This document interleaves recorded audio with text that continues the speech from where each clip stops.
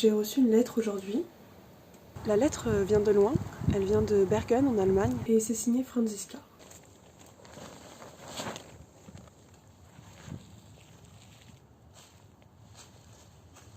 Bonjour, je m'appelle Emmanuelle et aujourd'hui je vous raconte l'histoire de cette rencontre.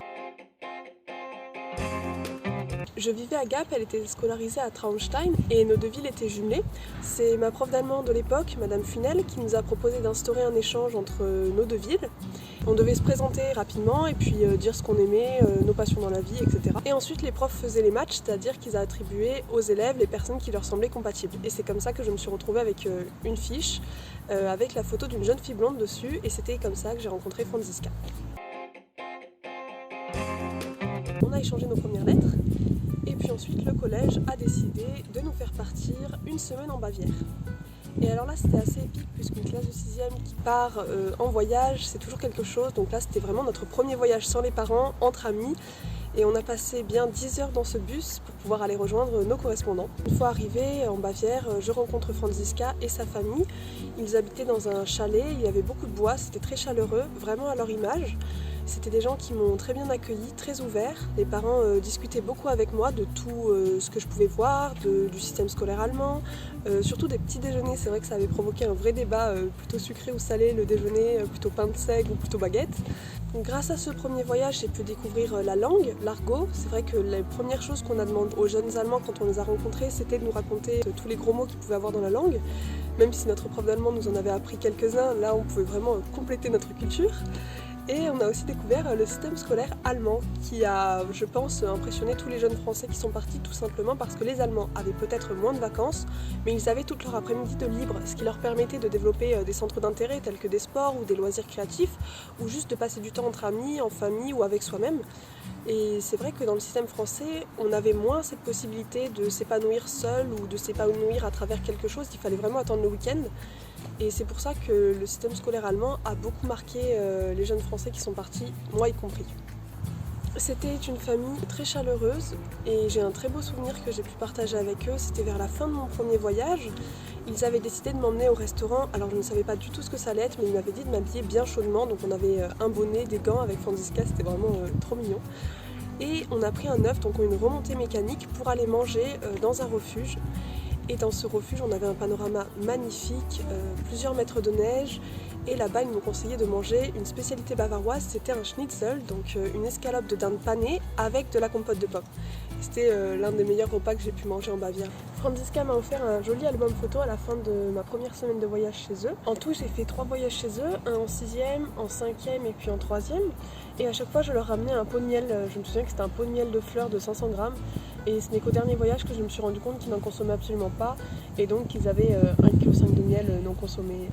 Il y a un point qui m'a semblé plus embêtant, c'était lors de notre premier ou second voyage à Bergen. Notre collège avait décidé de nous faire visiter un camp de concentration qui était près de Munich. La mère de Franziska avait tenu à ce qu'on en discute avant. Elle semblait vraiment très gênée de ce que j'allais voir, elle était assez mal à l'aise. Et moi je n'avais pas trop compris la décision du collège que de nous faire voir ce camp. Déjà en 5e c'était déjà très jeune, mais ça plongeait dans l'embarras des familles allemandes qui venaient nous recevoir et qui nous recevaient de bon cœur, qui avaient à cœur de partager un moment positif et agréable avec nous. Et c'est vrai que revenir sur le passé, en fait, ça les mettait dans l'embarras, ça les mettait mal à l'aise. Et j'avais mal compris la décision du collège à ce moment-là que de nous faire voir un camp de concentration. Après ce voyage, Franziska est aussi venue dans ma famille, elle a pu découvrir mon environnement. Gap était assez similaire à Bergen sur certains points, on avait tous les deux un paysage assez alpin. Et puis on était également dans des conditions climatiques l'hiver qui étaient un petit peu rudes, enfin en tout cas on avait beaucoup de neige contrairement au reste du pays. Lorsqu'elle est venue dans la région, on a pu lui faire découvrir une spécialité gastronomique des Hautes-Alpes, c'était les tourtons. Et donc ça se mangeait avec de la confiture, de cerises et puis un peu de miel. Et elle est venue avec de jolies assiettes en bois avec nos prénoms gravés dessus. Son père était très friand de travaux manuels et c'est lui qui réalisait toutes ces petites figurines. Lorsqu'on avait 16-17 ans, elle m'a demandé si elle pouvait être hébergée chez moi le temps d'une foire annuelle. Donc à ce moment-là, elle présentait sa région, elle était habillée avec son petit costume de bavaroise, en tablier vert avec des broderies rouges.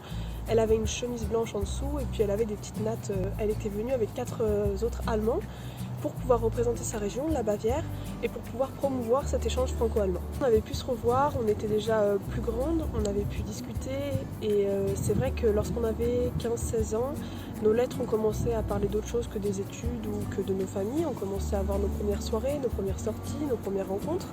Et donc on discutait un petit peu des moments où on était en couple ou lorsqu'on avait des ruptures. Donc c'était assez amusant de se voir grandir en parallèle.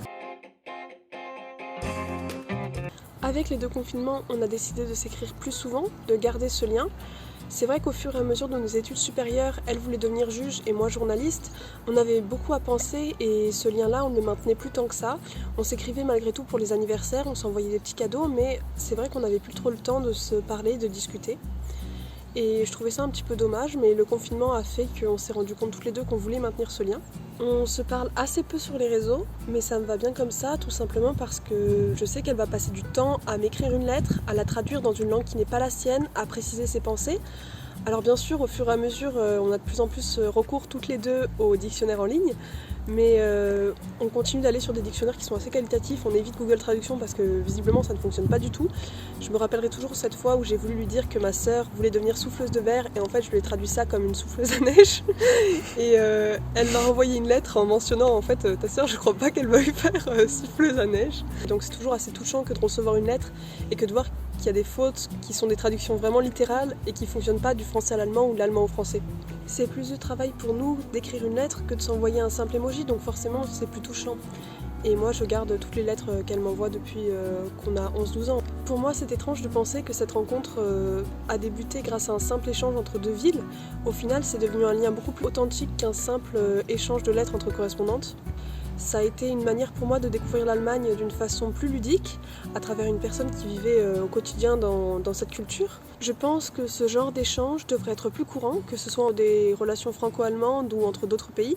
Ça devrait être proposé plus facilement dans les collèges, dans les facs ou dans les lycées, tout simplement parce que vraiment c'est hyper ludique et ça permet de garder un lien. Et lorsqu'on construit ce lien, lorsqu'on est adolescent, on le garde plus facilement au fil du temps que lorsqu'on est déjà adulte et qu'on rencontre quelqu'un. On peut vraiment partager des choses avec la naïveté qu'on a lorsqu'on a 11-12 ans, puis ensuite lorsqu'on grandit, on fait des expériences et c'est toujours agréable de pouvoir les partager avec quelqu'un.